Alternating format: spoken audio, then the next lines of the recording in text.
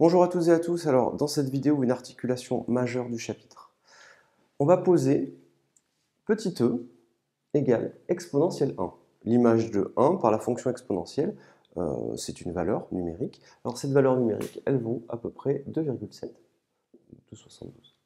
Alors, on va juste poser ça. L'image de 1 par la fonction exponentielle, c'est une valeur numérique réelle, positive.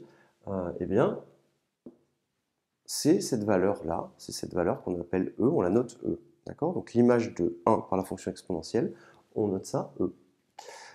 Nous avons toutes ces propriétés qu'on a déjà démontrées. Exponentielle de 0 égale 1, exponentielle de x plus y, c'est ceci, E de moins x, la puissance, et exponentielle de x moins y. X, y étant des réels, et n étant un entier naturel, a étant un réel aussi.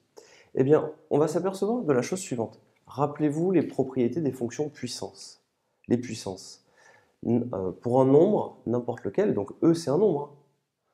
E à la puissance 0, ça fait 1. E puissance x plus y, c'est un nombre. C'est comme si on avait 2 à la puissance x plus y. Eh bien, c'est 2 puissance x fois 2 puissance y, par exemple. Eh bien, on ne le fait pas avec 2, mais on le fait avec le nombre E. Exponentielle de x plus y, c'est exponentielle de x fois exponentielle de y. E de moins x, c'est les puissances. Quand vous calculez 2 puissance moins x, ça fait 1 sur 2 puissance x. C'est les propriétés identiques aux fonctions puissance. Donc exponentielle moins x, ça fait 1 sur exponentielle x, et e de na, ça fait e de a puissance n. E de x moins y, ça fait e de x sur e de y. Ce qu'on s'aperçoit, c'est que ici, on travaille avec la fonction exponentielle, d'accord? Et ici, on est en train de s'apercevoir qu'au final, les propriétés qu'on a sur les puissances, eh bien, au final, ce sont les mêmes ici et ici. Qu'on travaille dans cette colonne ou dans cette colonne-là, vous voyez qu'on a exactement le même comportement, les mêmes propriétés, je les ai écrites, et ça coïncide en réalité. Alors comme ça coïncide, voilà l'idée, c'est de poser, maintenant, à partir de maintenant, voilà ce qu'on va faire, on va poser que exponentielle x, c'est égal à e de x, comme ceci.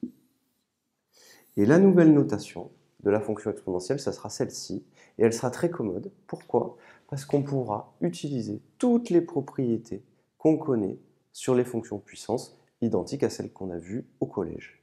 Ainsi, maintenant, quand vous allez calculer, travailler avec la fonction exponentielle, vous écrirez e à la puissance x, et quand vous aurez des calculs à faire, ce seront les règles que vous connaissez déjà sur les puissances. Voilà l'articulation majeure du chapitre. Je vous remercie et à très bientôt.